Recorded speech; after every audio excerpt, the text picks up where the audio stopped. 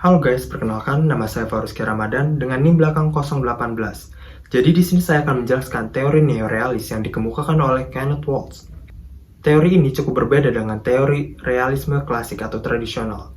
Mengapa? Karena di sini akan diberikan pandangan-pandangan baru, serta Waltz akan mencoba menjelaskan mengapa perang selalu terjadi dalam melihat struktur sistem politik internasional. Dalam teori realisme klasik, Morgenthau berpendapat bahwa adanya perang karena sifat alamiah manusia yang ingin berkuasa. Juga Morgenthau gemar dengan perkataan Blaise Pascal, yaitu jikalau hidung Cleopatra lebih pendek, maka sejarah akan berbeda. Dalam artian, peristiwa-peristiwa yang terjadi dalam politik karena ketidaksengajaan atau kebetulan. Hal tersebut menghasilkan kritik-kritik dari Kenneth Waltz, yang mana walaupun banyak kesulitan, namun kesalahpahaman teori adalah menjadi salah satu hal yang menakutkan karena tak mampu untuk menjawab atau menjelaskan hal-hal yang tak terduga. Kritik selanjutnya adalah kaum realis gagal dalam memahami politik internasional sebagai domain yang berbeda, di mana teori diciptakan karena kegagalan dan identifikasi faktor-faktor yang tidak dikontrol oleh negara. Neorealisme mempertahankan prinsip-prinsip utama realisme, yaitu anarki dalam mengembangkan teori politik internasional. Namun tetap ada perbedaan yang signifikan di cara serta tujuannya. Seperti Morgenthau hanya berkutat di power saja. Dan menurut Kenneth Waltz, power bisa menjadi sarana yang lebih berguna. Karena berlebihan atau kekurangan power akan menimbulkan resiko-risiko.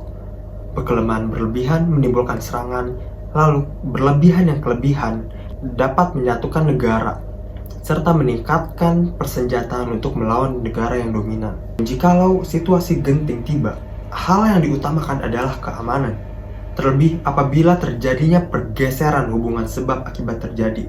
Para pelajar politik internasional mengaitkan pecahnya perang dengan kualitas internal negara. Pemicu hal tersebut adalah atribut-atribut yang menonjol dari aktor yang menciptakannya. Variasi dalam karakteristik yang tidak terkait langsung dengan hasil perilaku, juga variasi dalam interaksi merupakan aspek penting dalam studi politik internasional. Neorealisme berpendapat politik internasional bisa dipahami jika efek struktur ditambahkan ke penjelasan tingkat unit realisme tradisional, karena struktur mempengaruhi tindakan dan hasil. Selanjutnya, sebuah teori sistem politik internasional. Teori sistem politik internasional berfokus pada analisis interaksi antara kekuatan internasional. Teori ini tidak memerlukan teori kebijakan luar negeri. Teori sistem politik internasional menjelaskan organisasi suatu wilayah yang menekankan dan membuang pada unit-unit yang berinteraksi di dalamnya. Dalam teori neorealis, persaingan dan konflik antar negara yang dianggap sebagai hasil langsung dari kondisi anarki di mana tidak ada otoritas tinggi yang dapat menyelamatkan suatu negara dari serangan. Dalam kondisi ini, negara harus berusaha untuk menjaga keamanan mereka sendiri karena adanya ancaman yang berlimpah.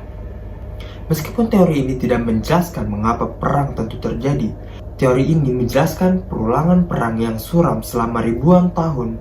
Para neorealis tidak menunjuk pada ambisi atau alasan-alasan yang menandai pecahnya konflik individu, melainkan pada struktur yang ada di mana peristiwa-peristiwa baik dirancang maupun tidak dapat memicu bentrokan senjata secara terbuka.